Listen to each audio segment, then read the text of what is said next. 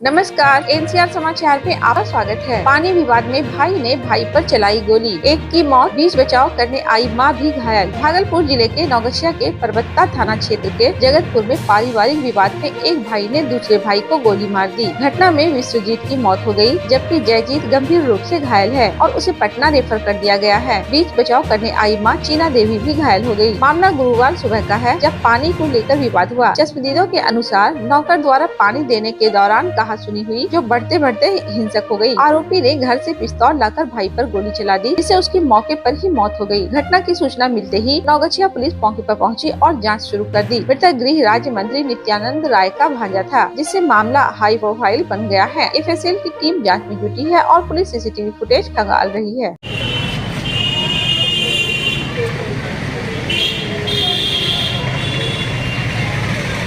लगा कीजिए, हाथ थोड़ा कंट्रोल रखिए, हाथ कहाँ लगाना है पहले सोच समझ कर।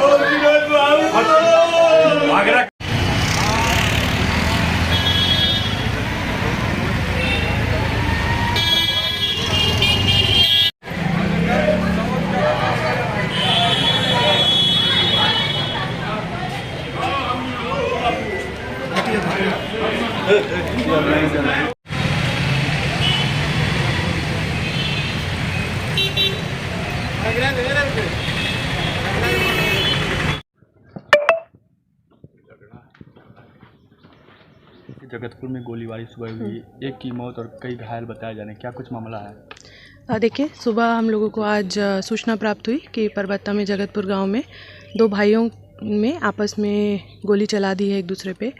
तो उसके बाद तुरंत ही एसएचओ को जैसी सूचना प्राप्त हुई, एसएचओ परबत्ता स्थल पे पहुंचे और बॉडीज़ जो हैं, जो दोनों जिनको गोली लगी थी घायल आदमी, उनको तुरंत ही हॉस्पिटल ले जाया गया था। और सूचना पर तुरंत ही एसडीपीओ भी हॉस्पिटल पहुंचे, एसएचओ भी वहाँ हॉस्पिटल में थे, जहाँ पर हॉस्पिटल से सूचना प्राप्त हुई कि एक जो घायल व्यक्ति था उसकी मृत्यु हो गई है, एक अभी इलाजरत है। और इसी में ही जब ये झगड़ा फसाद हो रहा था तो जो दोनों भाई हैं, उनकी जो माता हैं, वो भी बीच में आई और उनके भी हाथ में गोली लगने की सूचना है, उनको भी हॉस्पिटल में इलाजरत हैं। तो जिसको गोली लगी है, जो मृत्यु हो गई है, उसका पोस्टमार्टम अभी कराया जा रहा है, बॉडी को भेज दिया गया है। और सूचना पे मैं भी स्वयं घटनास्थल पर आई हूँ, हमने इसका निरीक्षण किया है। तो प्रथम दृष्टि यही आ रहा है कि नल को लेकर दोनों का बीच में झगड़ा फसाद हुआ, जिसमें वो बात इतनी बढ़ गई कि दोनों को एक दूसरे को गोली मारी, जिसमें एक की मृत्यु हो गई और एक अभी इलाजरत है। कितने बजे की घटना है? ये सुबह 8 बजे 8:30 बजे हम लोग को सूचना प्राप्त हुई है, तो उससे पहले 7 साढ़े 7। मृतक का नाम क्या है? देखिए, दोनों भाई हैं, एक है विश्वजीत और एक है जयजीत। मैम, पोस्टमार्टम कहाँ हो रहा है? भागलपुर में जेल में। किसका नाम? माँ का नाम अभी मैं पूछ के बता दूँ। क्या कुछ इसमें पुलिस की रहेगी सर? देखिए, हम लोग बिल्कुल त्वरित एक्शन लिया गया है, एसएचओ और भी तुरंत हॉस्पिटल में पहुंचे, बयान हम लोग दर्ज कर रहे हैं और जैसा बयान आएगा उसके आधार पे हम लोग कार्रवाई करेंगे। मृतक केंद्रीय मंत्री का भांजा बताया जा रहा है मैम। जी, सूचना हम लोग को प्राप्त है। देखिए, कोई भी कांड होता है, हम उसको एकदम जैसे हर केस को सॉल्व किया जाता है उसी की तरह हम देख रहे हैं। इसको भी त्वरित कार्रवाई की गई है और इसमें जो फर्द बयान आएगा, जो कि हमारे अनुसंधान में आएगा, उसके आधार पे हम लोग कार्रवाई करेंगे। घटनास्थल से कुछ मिला भी है मैडम? घटनास्थल से अभी घटनास्थल पर एफएसएल मौजूद है, एफएसएल भी तुरंत घटनास्थल पर पहुंचा था। तो एक खोखा और एक गोली बरामद हुई है। बाकी अभी एफएसएल जो है जाँच कर रहा है, जैसे ही कंप्लीट रिपोर्ट आएगी उसके आधार पर हम लोग और कार्रवाई। गोली चली होगी अंदाज? देखिए, इसको अभी कह देना प्रथम दृष्टि ठीक नहीं है। जो विक्टिम हैं दोनों, उनमें से एक को 2 गोली लगी है, एक को 1 गोली लगी है। तो ये उनकी बॉडी पर जो गोली लगी है, बट कितनी चली है वो प्रथम दृष्टि अभी कहना मुश्किल है, वो थोड़ा अनुसंधान का पार्ट है, उससे पता चलेगा। हथियार से गोली चली, उसके हथियार के लिए हम लोग अभी खोज कर रहे हैं, हथियार को भी हम लोग जल्द जब्त करेंगे। लाइसेंस या था या कुछ? वो अनुसंधान का पार्ट है, वो हम लोग पता कर रहे हैं, जैसे ही हम लोग को पता चलेगा हम लोग उसको बताएंगे। Thank you.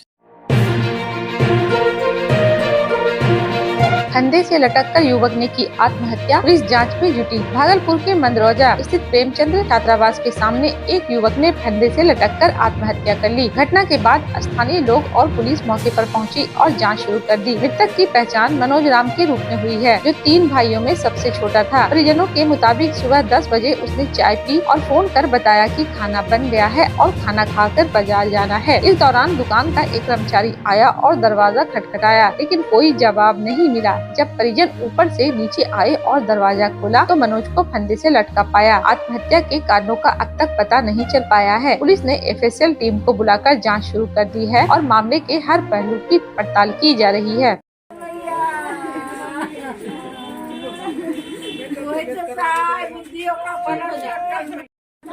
चल रहा था उसके दिमाग में क्या चल रहा था कुछ तो होगा जरूर। इतना बड़ा बहुत